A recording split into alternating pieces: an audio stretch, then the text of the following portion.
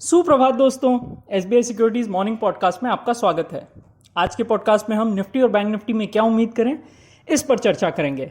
साथ ही हम ऐसे कौन से सेक्टर्स और स्टॉक्स हैं जो मोमेंटम में हैं और जिनका आज के दिन और आने वाले कुछ दिनों में प्रभाव पड़ेगा उस पर भी हम बात करेंगे। दोस्तों, अगर हम प्राइस एक्शन पर्सपेक्टिव से देखें तो कल फ्रंटलाइन इंडाइसेस ने एक बहुत ही छोटे रेंज में कारोबार किया। आज आने वाली आरबीआई पॉलिसी से पहले उनमें एक फ्लैट क्लोजिंग देखी गई। हालांकि मिड कैप और स्मॉल कैप में एक्शन जारी रहा और वहां पर हमने एक नई ऑल टाइम हाई उनके अंदर बनती हुई देखी। वहीं अगर हम दूसरी ओर डॉलर इंडेक्स को देखें, वह अपनी 20 ईएमए लेवल पर रिजेक्शन फेस कर नीचे की ओर आ गिरा। और साथ ही इससे भी इंपॉर्टेंट ये कि जो यूएस की 10 इयर्स और 30 इयर्स की बॉन्ड यील्ड है वहां पर अब भी गिरावट जारी है। इसके अलावा ब्रेंट क्रूड ऑयल और भी कमजोर हो गया और यह $75-76 के नीचे चल रहा है, जो भारत जैसी ऑयल को इंपोर्ट करने वाली इकोनॉमी के लिए बहुत ही पॉजिटिव एक संकेत माना जाएगा। हमें लगता है कि आने वाले टाइम में यह और नीचे आ सकता है, यानी $70-72 प्रति बैरल तक गिर सकता है। कुल मिलाकर अगर हम देखें तो यह जो ओवरऑल संकेत है ये इंडियन इक्विटी मार्केट्स के फेवर में है। S&P 500 वहीं पर अपनी जो 4560 4600 की रेंज है उसमें कंसोलिडेट कर रहा है और लगता है कि 4600 से ऊपर निकलने पर यह इंडेक्स 4690 से 4730 के ऊपर के लेवल्स की ओर आगे बढ़ सकता है। फ्रेंड्स, आरबीआई पॉलिसी से पहले ही 7.77% का नुकसान इंडिया विक्स में कल देखने को मिला। इससे यह पता चलता है कि जो ओवरऑल ऑप्शन पार्टिसिपेंट है उनको कहीं ना कहीं अनिश्चितता के संबंध में थोड़ा सा डर महसूस हो रहा है। बात करें निफ्टी के लेवल्स की तो 20,800 20,830 ये एक अच्छे सपोर्ट के रूप में कार्य करेगा और जब तक यह लेवल होल्ड है तब तक हमें लगता है कि इंडेक्स 21,040 21,077 के अपने एक्सटेंशन जोन की तरफ आगे बढ़ सकता है। वहीं अगर हम नीचे की ओर बात करें तो 20,800 के लेवल के नीचे 20,720 20,680 पर रखे गए अपने पुराने सपोर्ट जोन को इंडेक्स रिटेस्ट कर सकता है।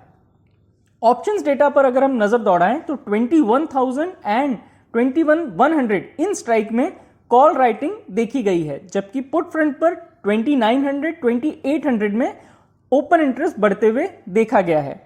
कुल मिलाकर अगर हम रेंज निकालें तो नीचे की ओर 20,800 यह एक इंपॉर्टेंट रेंज रहेगी और ऊपर में 21,77 यानी 20,800 से 21,77 ये एक बड़ा दायरे में हमको इंडेक्स ट्रेड करते हुए नजर आ सकता है। फ्रेंड्स, बैंक निफ्टी की बात करें तो आज आने वाली आरबीआई पॉलिसी से पहले ही बैंक निफ्टी के लिए जो आईवी है वो 14.26 के हायर साइड पर आ गया है। शॉर्ट टू मिड टर्म में बैंक निफ्टी का रुझान तेजी का ही है, लेकिन बैंक निफ्टी के लिए अगर हम सपोर्ट लेवल्स देखें तो 46,550 46,500 का जोन यह सपोर्ट जोन निकल कर आ रहा है। वहीं रेजिस्टेंस 47,250 47,230 इस एरिया में निकल कर आ रहा है।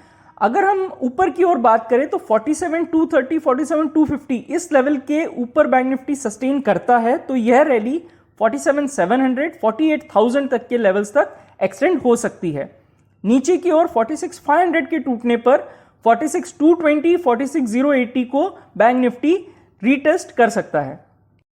अगर हम ओएस डेटा को स्टडी करें तो 46,500 46,600 46,800 इनके पुट में, वहीं 46,900 एंड 47,000 के कॉल में महत्वपूर्ण ओपन इंटरेस्ट बिल्डअप देखा गया है, जो बैंकिंग इंडेक्स के लिए 46,450 और 47,250 यह रेंज को बताता है। बात करें मोमेंटम में रहने वाले स्टॉक्स और सेक्टर्स की जो कि आज के दिन और आने वाले दिनों में अच्छा प्रदर्शन दिखा सकते हैं, तो उनमें सबसे पहले हम निफ्टी कंज्यूमर ड्यूरेबल्स इनकी बात करते हैं। तो निफ्टी कंज्यूमर ड्यूरेबल्स के लिए एक अच्छा दिन था कल, क्योंकि इन्होंने 1.13% की तेजी दर्ज की। इस इंडेक्स में हेवेल्स, वोल्टास, क्रॉम्पटन और टाइटन इन स्टॉक्स के जो चार्ट है वो काफी मजबूत स्थिति में नजर आ रहे हैं। दूसरी ओर फार्मा सेक्टर में भी कल बहुत अच्छा एक्शन हमको देखने को मिला। स्टॉक्स जैसे कि ग्लेनमार्क, ऑरो फार्मा, सन फार्मा, एल्केम, जाइडस लाइफ इनमें बहुत अच्छी खरीदारी कल उभर कर आई। रियल्टी भी पीछे नहीं रहा। रियल्टी में भी गोदरेज प्रॉपर्टीज, ओबेरॉय रियल्टी, शोभा और प्रेस्टीज इन जो रियल्टी काउंटर्स हैं इनमें अच्छा प्रदर्शन हमको कल देखने को मिला। ओवरऑल मार्केट से बात करें तो power grid, TCS, Britannia, NHPC, Concor, ZEEL, JSW energy, MRF, BEL, IEX, हुडको, Aegis chemical, IDBI, KEI, MGL, MCX, NBCC, JK Lakshmi और सीईएससी इन काउंटर्स में अच्छी तेजी कल दिखाई दी और यह एक्सपेक्टेड है कि यह जो तेजी है वो आगे भी कंटिन्यू रह सकती है। बात करें एफआईआई और डीआई डेटा की तो कल एफआईआई और डीआई दोनों ही नेट सेलर्स रहे कैश मार्केट में, जहां एफआईआई ने 1500 करोड़ रुपए की बिकवाली कही, वहीं डीआई ने मामूली तकरीबन 10 करोड़ रुपए की बिक्री की। इंडेक्स फ्यूचर्स के लिए एफआईआई का जो लॉन्ग शॉर्ट रेशियो है वो और भी बेहतर हो गया है, वह अब 56.58% पर आ गया है क्योंकि उन्होंने लगभग 8600 इंडेक्स फ्यूचर्स जोड़े हैं। स्टॉक वायदा के मोर्चे पर एफआईआई ने 31,000 कॉन्ट्रैक्ट्स को जो है स्क्वायर ऑफ किया है, जबकि ऑप्शंस के मोर्चे पर एफआईआई ने 1.38 लाख कॉल कॉन्ट्रैक्ट्स और 1.85 लाख पुट ऑप्शंस को स्क्वायर ऑफ कर दिया है। तो फ्रेंड्स, आज के लिए बस इतना ही। हमारे पॉडकास्ट को नियमित रूप से सुनने के लिए और हमें इतना प्यार देने के लिए धन्यवाद। Investment in securities market are subject to market risks. Read all the related documents carefully before investing.